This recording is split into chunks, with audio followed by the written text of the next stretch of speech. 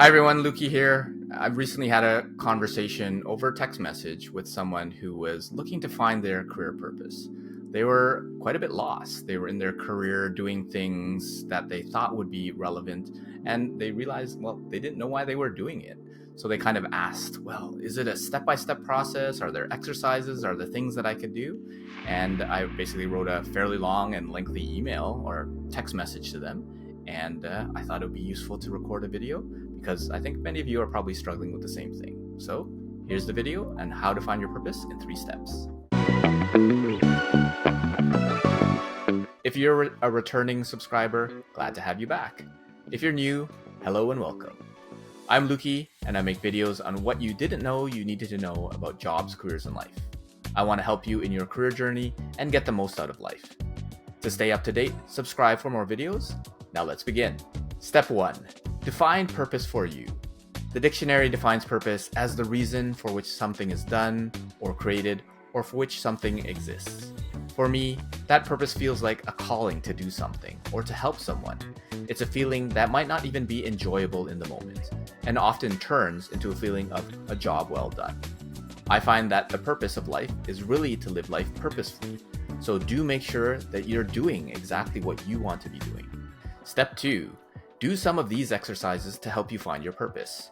Keep in mind that it's unlikely that after an hour or one session, you'll find your purpose. Finding your purpose is often an exploratory and a wayfinding process, with trial and error as well as growth. These are a few useful tools and exercises that could help you find your purpose. While doing academic exercises like these might not pinpoint your purpose, instead, they'll likely point you in a direction that you can follow to refine and validate. The first exercise is starting with an I want list. It's a very simple exercise where you write down I want, then whatever it is that you want. It could be a thing, an experience, a skill, really anything. The key part is to write down without filter or judgment. It should really only take you about 10 minutes. And if it takes you longer, then you're overthinking it. There might even be a fear of judgment in writing it down on the list. Well, don't worry because no one will see it unless you show it to them. Pause the video and now go and do it. Don't worry, I'll be here when you get back. How'd it go? If you can't get to 30 items, then plan time to revisit the list and maybe do it again in a few days or weeks. The next exercise is to move into 5-2-2-1 journaling. Take 5 minutes a day and 2 minutes to write specific details and context on what you did that drained you. Focus on your career and work, though you can add some of the elements in your personal life as well. Then you want to take the next 2 minutes to write in detail on what energized you. Energizing activities are often those that you're curious about, interested in, or even those where you found you're adding value to other folks. And again, be as detailed as possible. And take the last minute to write on how you could minimize what drained you and maximize what energized you. Pause the video and do it for today, or if you're watching this in the morning, do it for yesterday. Go ahead, I'm waiting. Remember, it should only take you about 5 minutes to do. How'd it go? Now allocate time to do this retroactively for this week, this month, this quarter, this year, this decade. Notice any patterns. Then continue refining and maximizing your energizing activities.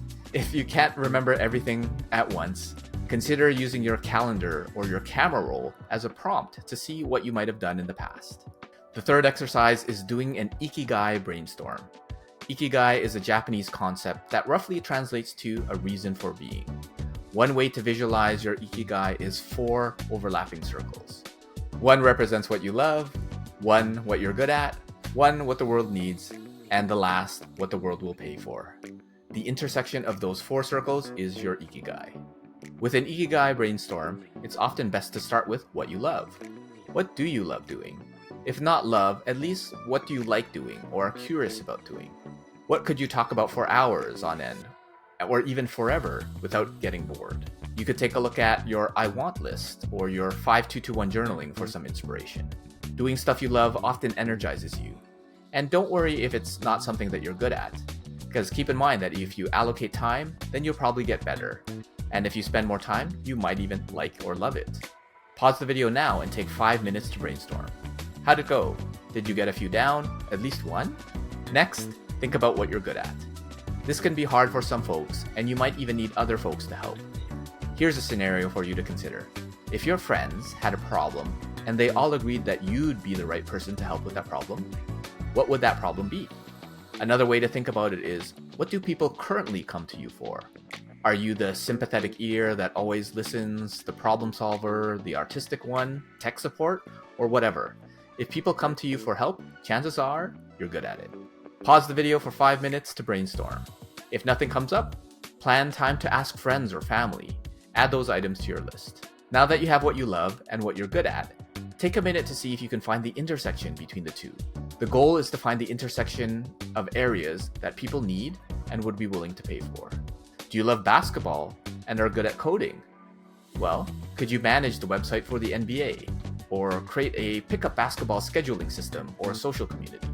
You might be able to come up with something on the spot, or you might need some help.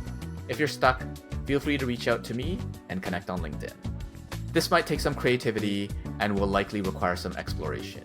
While you might be able to use Google or AI to find something, you sometimes don't know what you don't know and might need some folks in those various areas to help you ask the right questions or explore the right areas. Pause the video and take 5 minutes to brainstorm. By the way, if you're enjoying this video and find value from it, give it a like and share this video with a friend. It'll help me know what content to create for the future, or you can comment down below with your challenges in your jobs, career, and life. Now let's continue. The last exercise for you to do is to write your retirement memo. If your career from now until retirement turned out exactly how you had hoped and imagined, what happened? You can brainstorm from your Ikigai Brainstorm, your 5221 journaling, your I want list, but really take time to start writing it down. You can start from 65 or whatever age you plan to retire and work backwards, or you can start with what you hope to achieve a year from now and brainstorm what you would do to build on that success. The memo is not really about the goals. I find it's more of an exercise in imagination and possibilities. It's an exercise in self-awareness of the type of person you need to become in order to achieve whatever you wrote. Plus, it helps you define what success and happiness means to you, and hopefully get to purpose and fulfillment. It's also good to revisit it periodically to see how far you've come and what has changed. You might even want to consider it as an anti-regrets memo. Basically, if you were to look back at your career at retirement, what would you regret most for not doing? The retirement memo might take longer, so allocate 15 to 60 minutes to get your first draft out there. The great thing is, you can change it. Revisit it next season or next year. Pause the video and write your draft retirement, or allocate time on your calendar on when you'll write your first draft.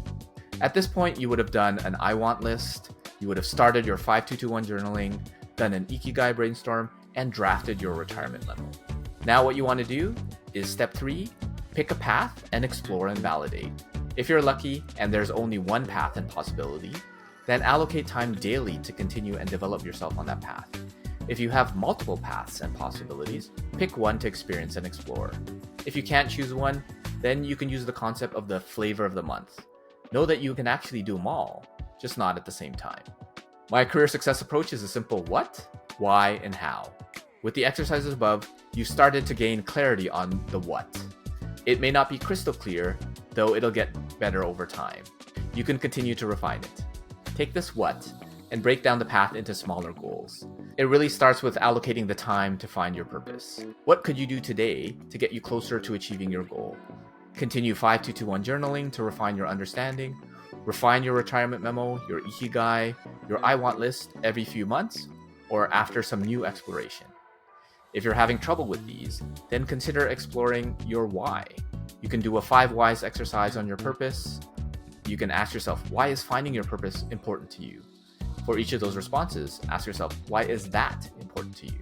And to validate your path, you need to come up with some hows. Tests and assessments to validate, though in my experience, those are just only theoretically helpful.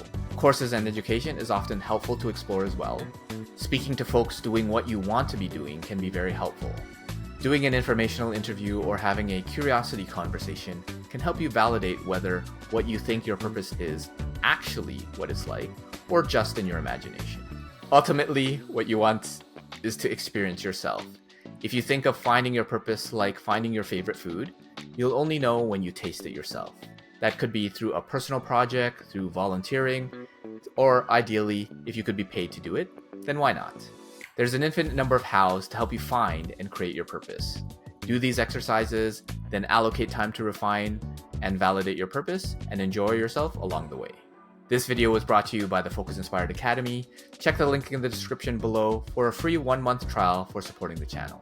Let me know if you have any questions or what you're struggling with in your job search or career, and feel free to connect with me on LinkedIn. Don't forget to subscribe for more tips on jobs, careers, and life. I'll see you in the next video.